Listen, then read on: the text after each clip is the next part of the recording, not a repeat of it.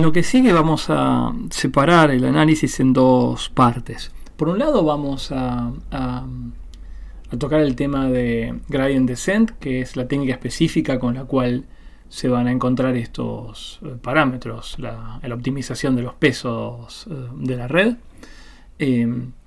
Y en ese sentido vamos a suponer que nosotros podemos calcular algo fundamental de esta función a minimizar, que es el gradiente.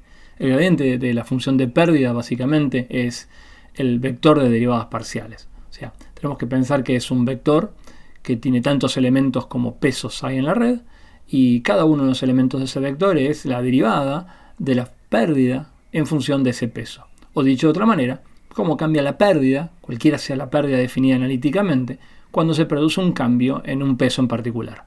Y el gradiente, el vector de gradiente, es básicamente la colección de toda esta información de cómo cambia la pérdida cuando cambia cada uno de estos pesos.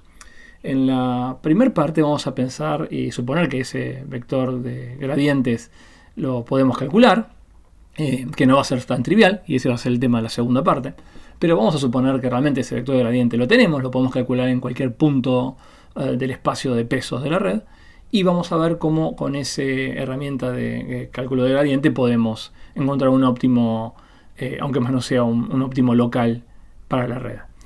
Ese es el primer tema que va a ser el tema del gradiente descendente. Y en el segundo tema vamos a ver en particular, y esto es un poco más duro y va a llevar un poco más de tiempo, ver en particular cómo en la práctica se logra calcular ese gradiente, que depende de la arquitectura de la red. Y para eso tenemos que hacer algunos supuestos sobre qué tipo de arquitectura vamos a estar trabajando, y algunas cosas que quizá no mencioné todavía, que es, por un lado, vamos a pensar todo el tiempo que las redes con las que vamos a trabajar son redes que se las conoce como feed-forward. Feed-forward quiere decir que la información avanza hacia adelante de los atributos hacia la salida. O sea, dicho de otra manera, una vez que yo enchufo en estas redes un atributo cualquiera, un X cualquiera, si yo conociera los pesos, yo puedo calcular la salida de la primera capa de la red, y con esa salida de la primera capa de la red puedo alimentar la segunda capa de la red, así hasta que llego a la última capa de la red y obtengo la salida. Y una vez que tengo esta señal de salida, que es la información, es lo que se tiene que parecer a los valores de Y o de Y observados, no hay ningún tipo de vuelta para atrás de información. En ese sentido, la información en la red, cuando es aplicada, la red fluye siempre de izquierda a derecha, de las entradas hacia las salidas. A ese tipo de red se lo llama feed-forward.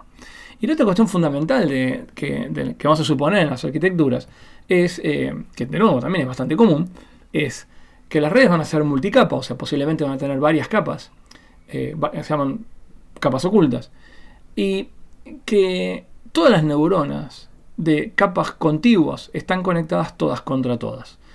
A esa característica se le llama fully connected, que por supuesto no tiene por qué ser así, pero es una arquitectura muy general y es la que vamos a tocar nosotros en lo que vamos a ver ahora. Entonces, recordad que vamos a trabajar con redes que son feed-forward, multicapas, y que son fully connected.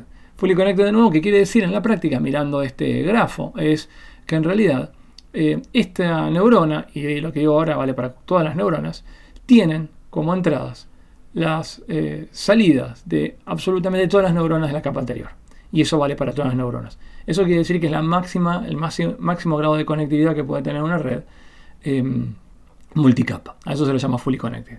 Con eso, supuestos es que vamos a trabajar de ahora en más.